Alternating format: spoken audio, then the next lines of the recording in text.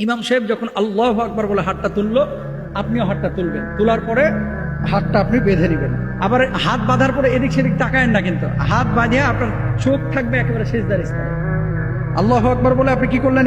প্রথমবার হাত বেঁধে নিলেন, সুবহানাকাল্লাহুম্মা ওয়া বিহামদিকা ওয়া তাবারাকা ইসমুকা ওয়া তাআলা জাদ্দুকা, ছানা পড়লেন।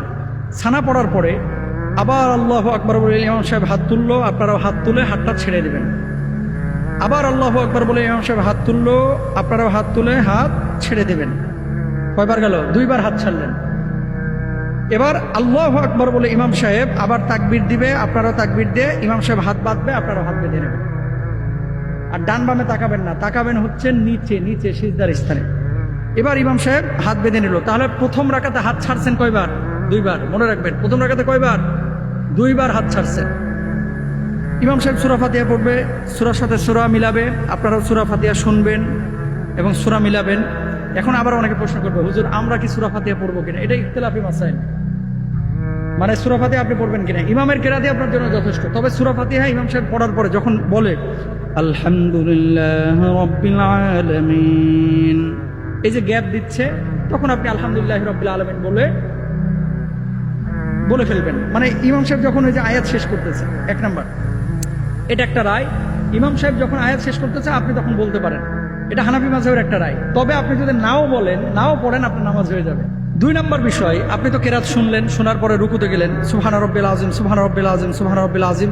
রুকু থেকে ইমাম সাহেব উঠলো, আপনিও উঠলেন। সিজদা দিল দুইটা, আপনিও দিলেন। সিজদার মধ্যে কি পড়বেন? অন্য নামাজে যা পড়েন তাই পড়বেন। সিজদা থেকে ওঠার পরে আল্লাহু আকবার বলে ইমাম সাহেব যখন উঠলো, ওঠার পরে ইমাম সাহেব কিন্তু শুরুতেই সূরা ফাতিহা পড়ে।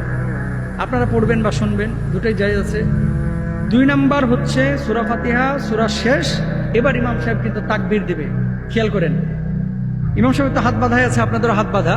আল্লাহু আকবার বলে ইমাম সাহেব হাত তুলে হাত ছেড়ে দিবে, আপনারাও ছেড়ে দেবেন। কয়বার গেল? একবার। দুই নাম্বার, ইমাম সাহেব আবার আল্লাহু আকবার বলে হাত তুলে হাত ছেড়ে দেবে।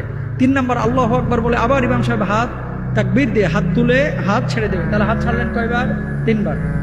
চতুর্থবার আর কিন্তু হাত বাঁধবেন না। অনেকে কি করে, ওই হাত ফেলার পরে এদিকে দিক তাকায় যে কিরে এখন কি করবো, এরপরে একবার বাঁধে একবার ছাড়ে, বাঁধে একবার, কার্টুনের মতো দেখা যায়।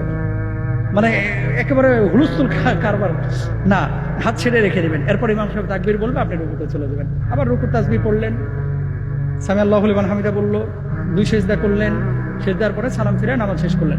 এরপরে কি করে? জুমার নামাজের পরে যেগুলো যে সুন্নত চোখ, যেগুলো সুন্নত পড়ে না, এগুলো কি করে? দুইটা জুতা নিয়ে মনে করেন ছাগলের মতো দেয় দেয়। ঈদের নামাজের খুতবা কিন্তু পরে, এটা শোনা আপনার জন্য ওয়াজিব। যদি এই খুতবা না শুনেন আপনার গুনাহ হবে, ওয়াজিব তরফের কারণে। কেউ খুতবা না শুনে বাড়িতে যাবেন। আর ইমামদেরকেও আমি বলবো যে শক্তভাবে আপনারা হ্যান্ডেল করবেন এগুলো। ওই কি করে, সভাপতিও খুশখুস খুশখুস করে, কারণ টুপি ছাড়তে হবে, কালেকশনের বিষয় আছে। যত কালেকশন সব হচ্ছে খুতবার পরে। খুতবার আগে টুপি নিয়ে যেটা উঠবে এটার বসায় দেন, যেটা রুমাল নিয়ে উঠবে এটার বসায় দেন। লোক সামলাইতে পারে না যে আজকে এত মুসল্লি, আরে একটা টান দিলে তো 20-22 হাজার উঠে যাবে। সভাপতি সাহেবের নামাজ হয় কিনা, সেক্রেটারি সাহেবের নামাজ হয় কিনা, এটাও সন্দেহ আছে যারা এরকম আর কি টেন্ডেন্সি। আরে ভাই, যেটা নসিবে আছে এটা আসবে তো, এটা তো আপনার বাড়ির টাকা না, ঈদগাহের টাকা বা মসজিদের টাকা। এত ভাবার কি আছে? খুতবা শেষ, এবার ইমাম সাহেব দুরূদ শরীফ পড়েন, তাকবীর বলেন, আল্লাহু আকবার, আল্লাহু আকবার, লা ইলাহা ইল্লাল্লাহ, এগুলো পড়বেন। সেই সময় আপনারা কালেকশন করেন। এই হচ্ছে ঈদের নামাজ। এর চাইতে সহজ করে আর বোঝানোর কোনো কায়দা নাই। আল্লাহ আমাদের সবাইকে বোঝার তৌফিক দান করুন।